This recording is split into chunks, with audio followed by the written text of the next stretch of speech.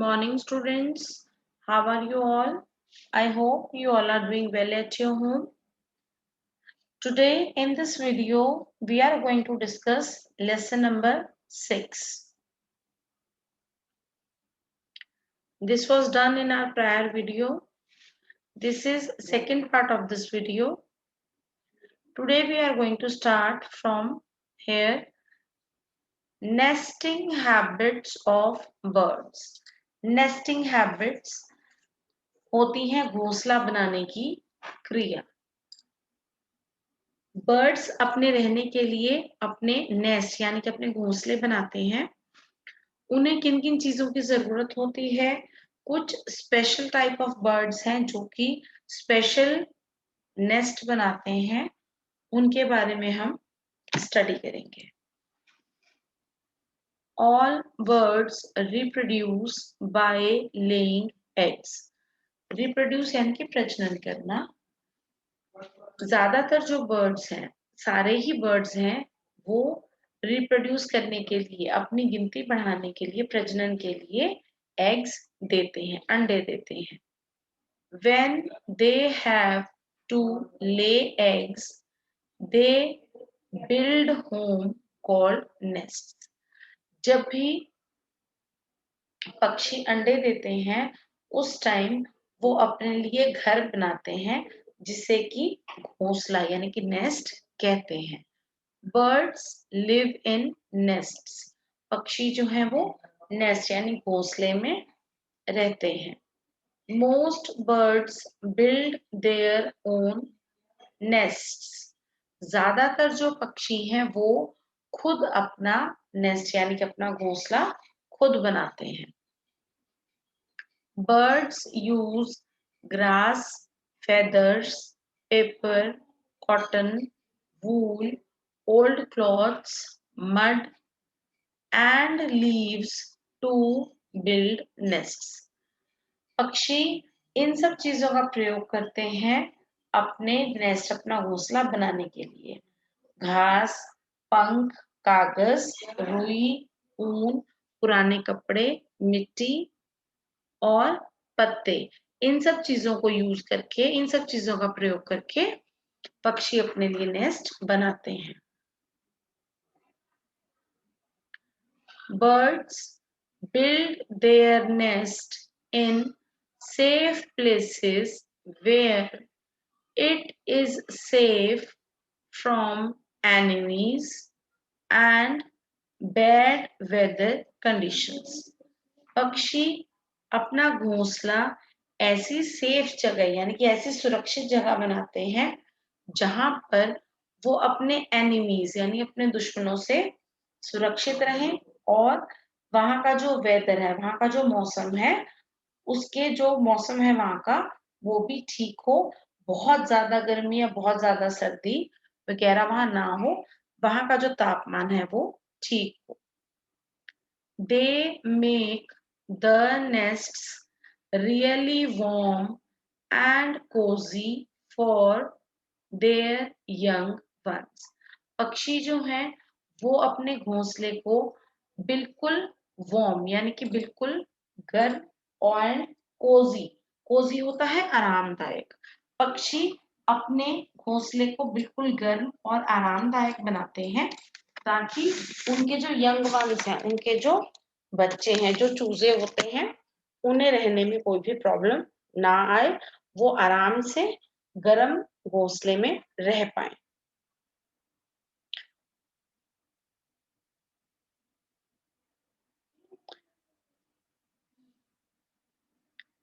The tailor bird uses its beak like a needle to sew leaves together to build a cozy net. Tailor bird, tailor bird को कहते हैं दर्जिन चिड़िया। जो tailor bird है ये अपनी बीक यानी कि इसकी जो टेलर बीक की जो चोंच होती है, उसे एक सुई की तरह, नीडल लाइक एक सुई की तरह पत्तों को सिलने के लिए यूज करती है ताकि वो एक आरामदायक घोंसला बना सके। It uses materials like thread and wool to sew the leaves. This is why it is called the tailor bird.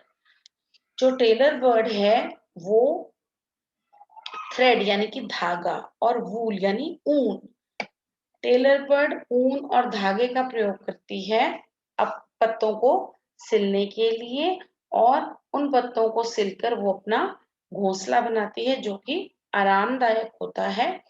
इसीलिए टेलर बर्ड को ये नाम दिया गया है, क्योंकि वो दर्जी की तरह, दर्जी कौन होता है? जो हमारे कपड़े सिलता है। ऐसे ही जो टेलर बर्ड है वो अपनी बीक यानी अपनी चोंच को यूज करके, चोंच को वो सुई की तरह यूज करती है, सुई की तरह अपनी चोंच को यूज करके वो पत्तों को सिलती है ताकि एक आरामदायक घोंसला बन सके, और वो ये सिलने का काम करती है अपनी चोंच से। इसीलिए इस पक्षी का जो नाम है वो टेलर बर्ड यानी कि दर्जी चिड़िया है। अ वीवर बर्ड, वीवर बर्ड होता है बुनकर पक्षी। Makes its nest with fine strips of leaves and grass. Fine strips होती हैं बारीक पट्टियां। जो वीवर बर्ड है, जो बुनकर पक्षी है, वो अपना घोंसला बनाने के लिए बारीक पट्टियों का प्रयोग करता है। वो बारीक पट्टियां किस चीज की बनी होती हैं? लीव्स और ग्रास, पत्तों और घास की पतली पट्टियां, बारीक पट्टियों से वीवर बर्ड जो है अपना नेस्ट बनाता है। The nest hang down from branch of a tree. और ये जो नेस्ट है, ये जो घोंसला होता है वीवर बर्ड का, ये एक पेड़ की ब्रांच यानी कि पेड़ की टहनी से नीचे की तरफ लटकता है। The open end is towards the ground, which it uses to come out and go inside. और ये जो वीवर बर्ड का नेस्ट होता है, जो घोंसला होता है, इसका जो ओपन एंड है यानी कि जो खुला सिरा है, वो जमीन की तरफ होता है, और उसी में से वीवर पक्षी अंदर जाता है और वहीं से बाहर आता है। Eagles and vultures build their nest on high branches. Eagles होते हैं गरुड़, vultures होते हैं गिद्ध।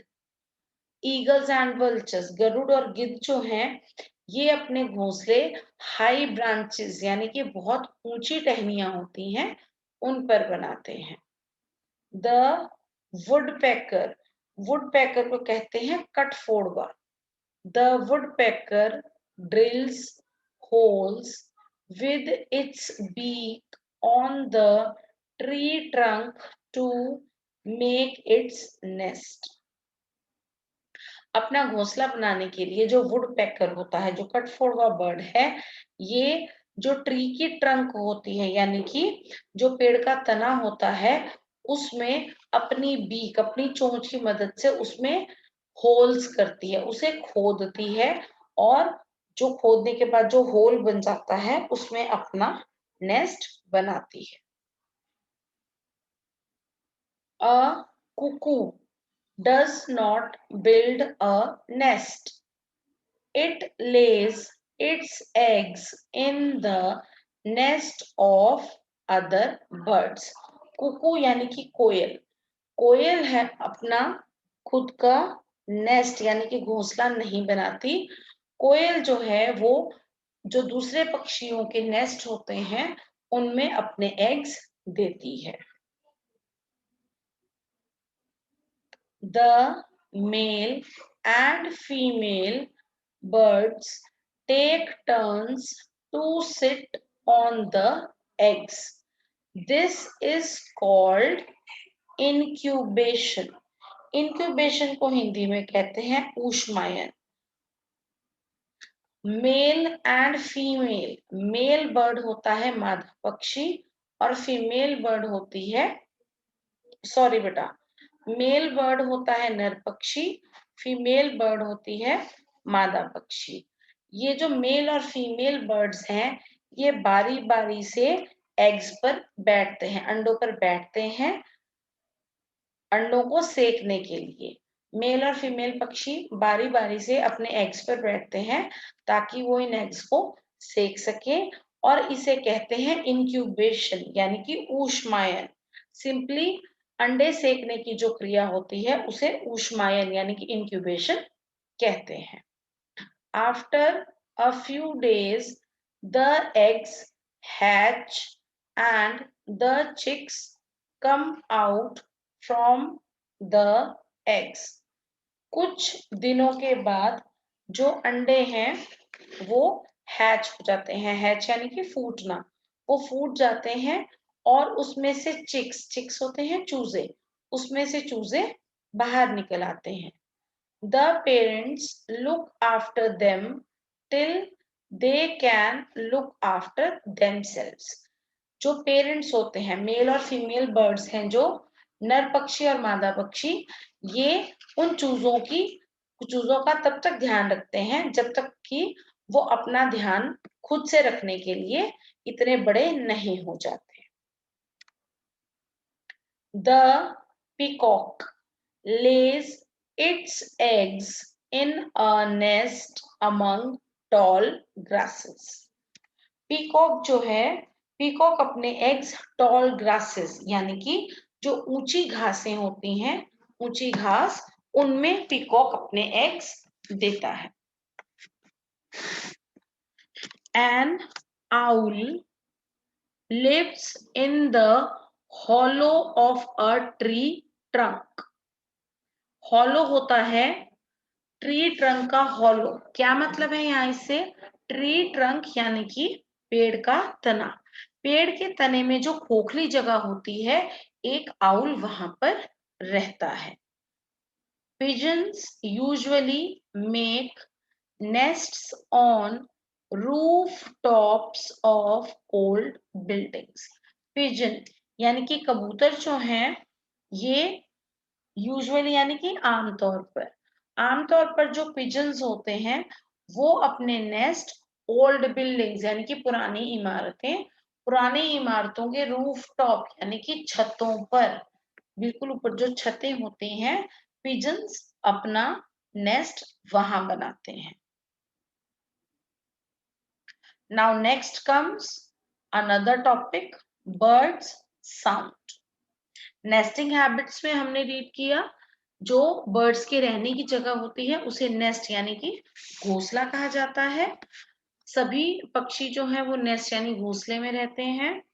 ज्यादातर पक्षी अपने घोंसले खुद बनाते हैं, और बर्ड्स अलग अलग चीजों को यूज करते हैं नेस्ट बनाने के लिए, जैसे paper, cotton, leaves, grass etcetera.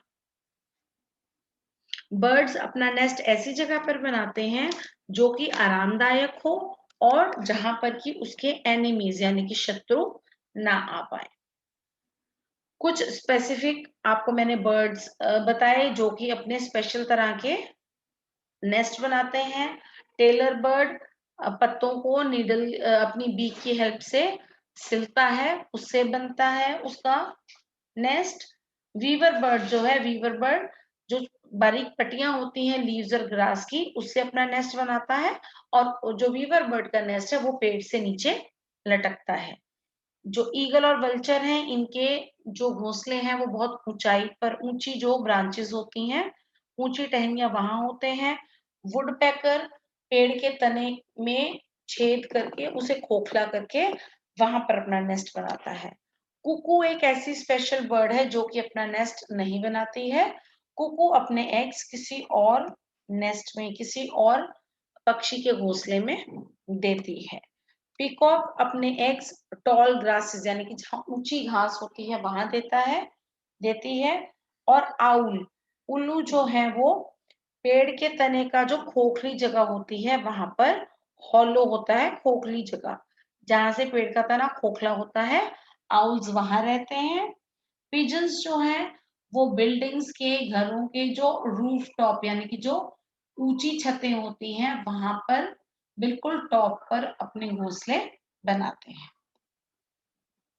Next topic है अब हमारा बर्ड्स साउंड, पक्षियों की आवाज। अब हम ये रीड करेंगे कि जो पक्षी हैं आपस में वो बातचीत कैसे करते हैं।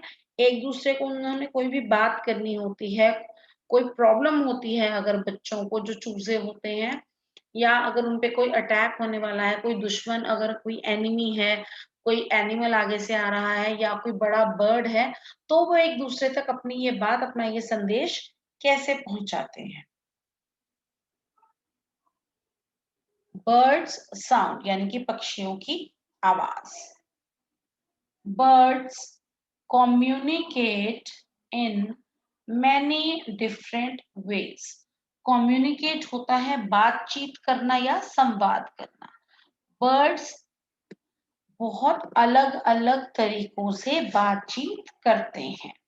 They produce different kinds of sounds as calls or songs. पक्षी अलग अलग तरह की आवाजें प्रोड्यूस करते हैं। प्रोड्यूस यानी कि पैदा करना, बनाना।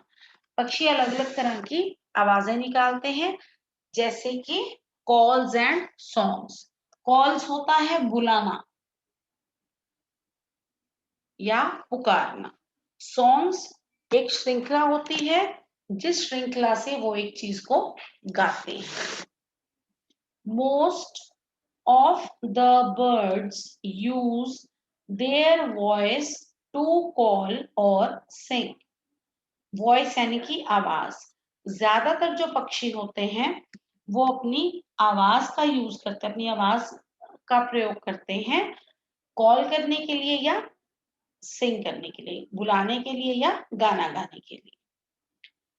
A call is a single sound such as squeak or peep that is often repeated.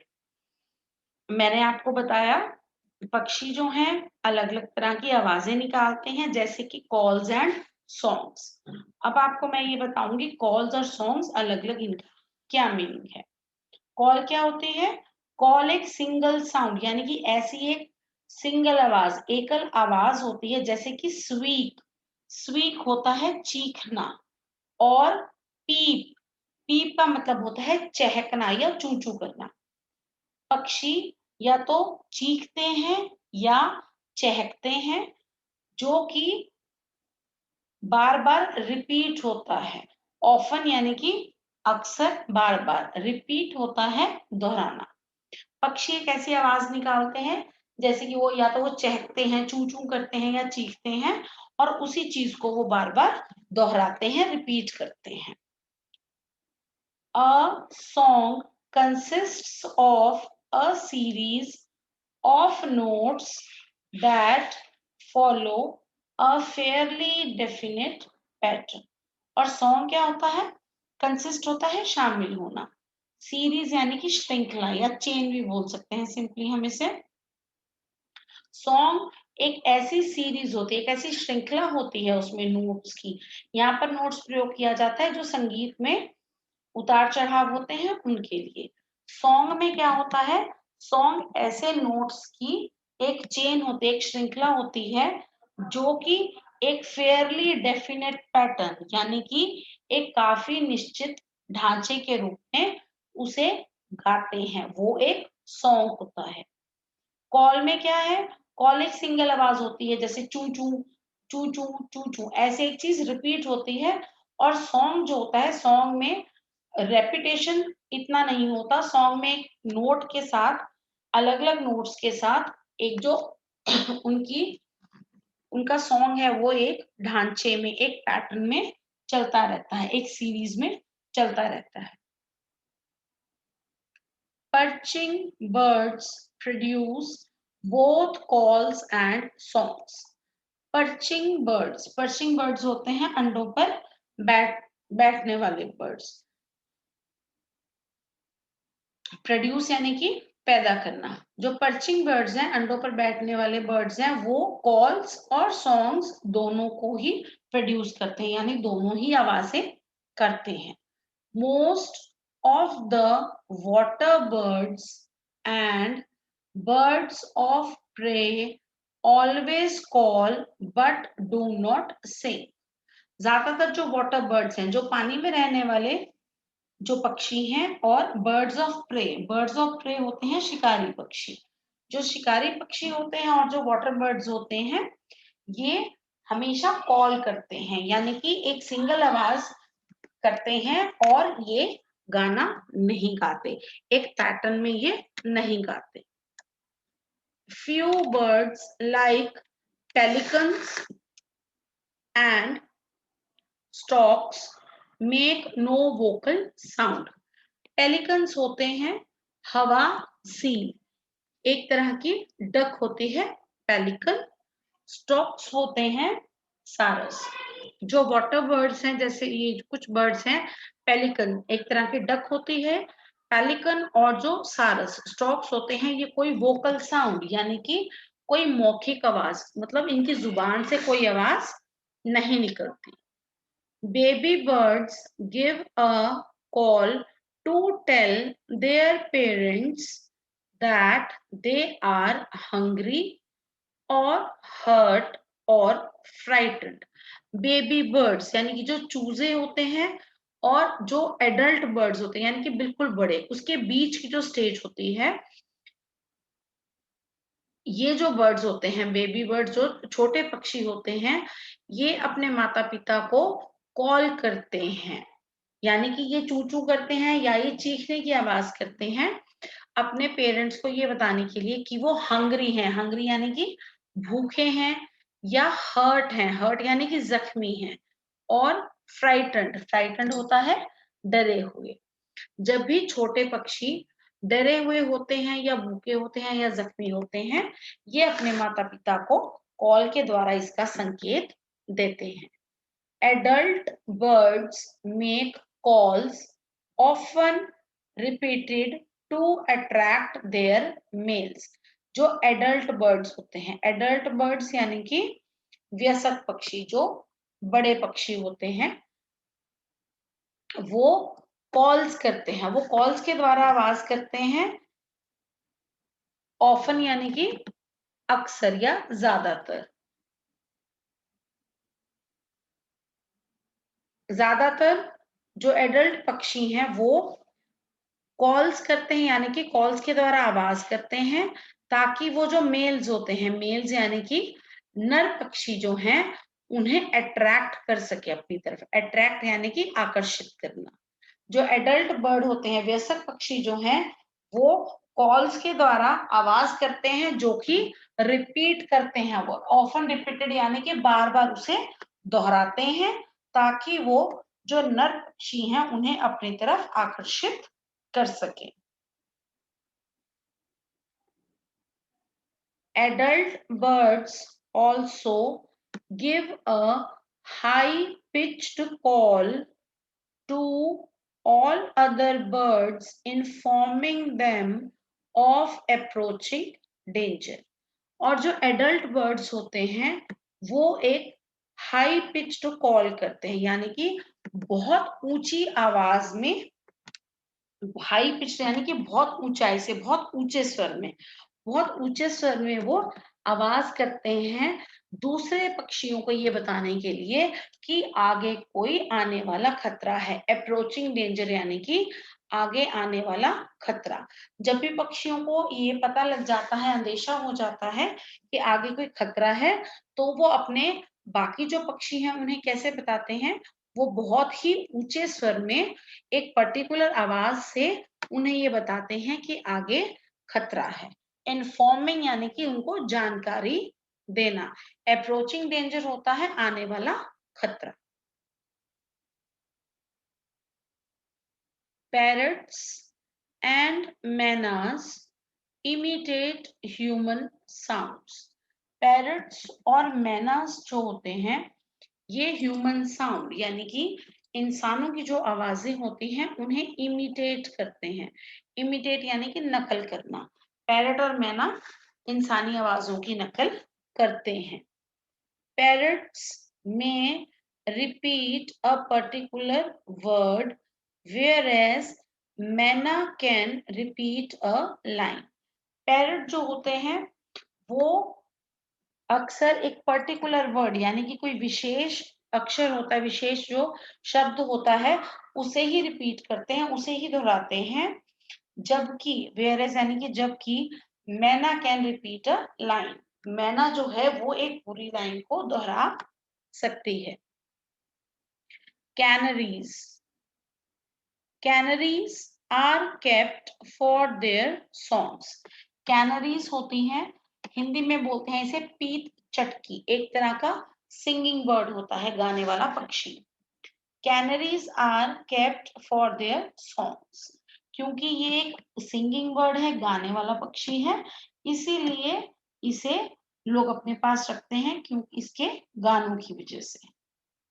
Nightingales too have sweet sound.